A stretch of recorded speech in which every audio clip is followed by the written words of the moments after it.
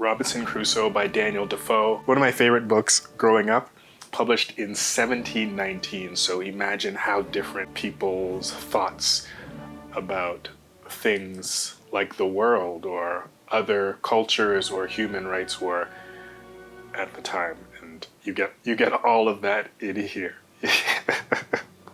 One of the early survival fiction novels.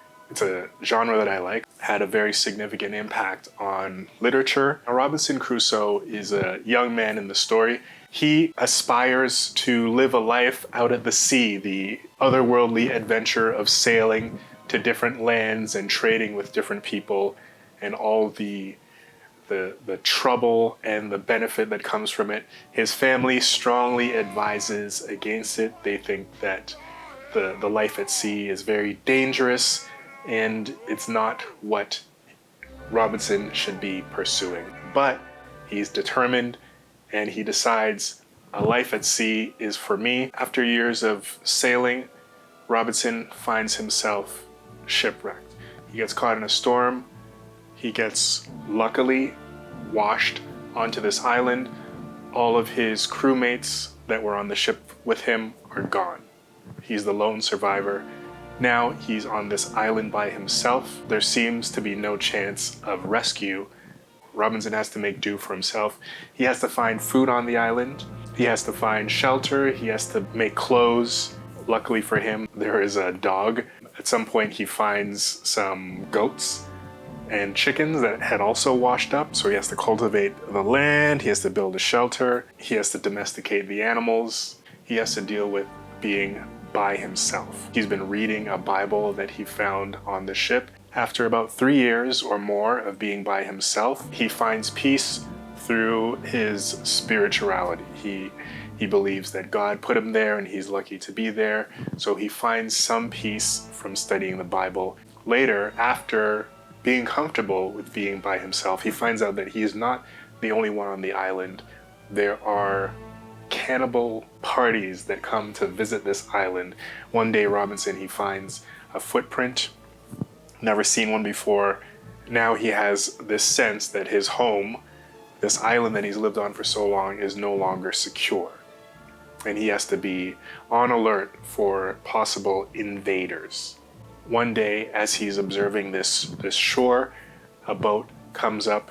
This group of cannibals, I think they do successfully kill one person, ready to cook him in traditional cannibal fashion. And then this one fellow that is ready to be killed by these cannibals he runs off. And as they come to chase him and catch him, Robinson goes to rescue him. He brandishes his gun, he shoots it in the air, he caps 1 or 2 cannibals. They go running off. This man is very thankful to Robinson for saving his life.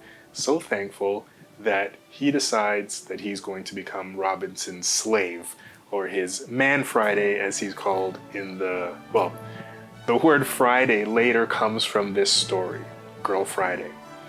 So Friday, because he was found on a Friday, becomes Robinson's servant.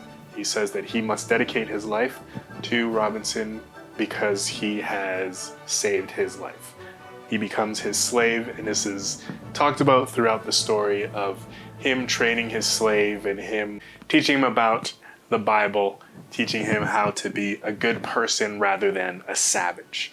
So this is reflective of the time that I mentioned, 1917, how other cultures were looked at. There's plenty of reference to savages, things like that. Robinson and Friday are living together for a while.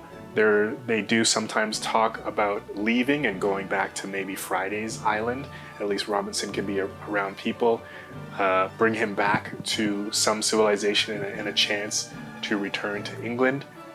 One day, a ship, what looks like a Spanish or a British ship, actually just pulls up right to the shore.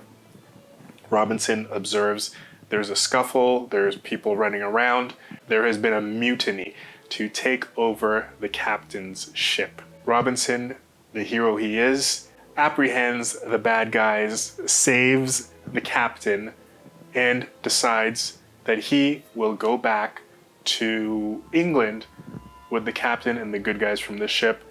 The bad guys from the ship, Robinson, in a kind fashion, he says, okay, you know what, how about you guys stay on this island? I have plenty of food here for you guys. Another theme of this story is isolation and self-discovery. He discovers himself through this isolation and through religion. Encounters with native cultures is also reflected in this story. You have the savages, you have the kindness from Robinson Crusoe, and Robinson becomes a kind slave master.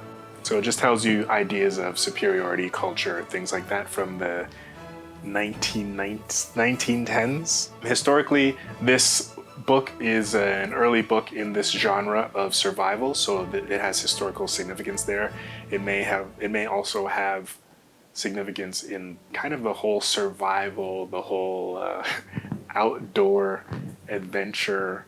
It's a tale of adventure, survival, self-discovery, captured people for centuries. It's a great story, first of all, but it also does the job of giving you the thought patterns of people in the 1910s. So I recommend not David Robinson, Robinson Crusoe. Good story.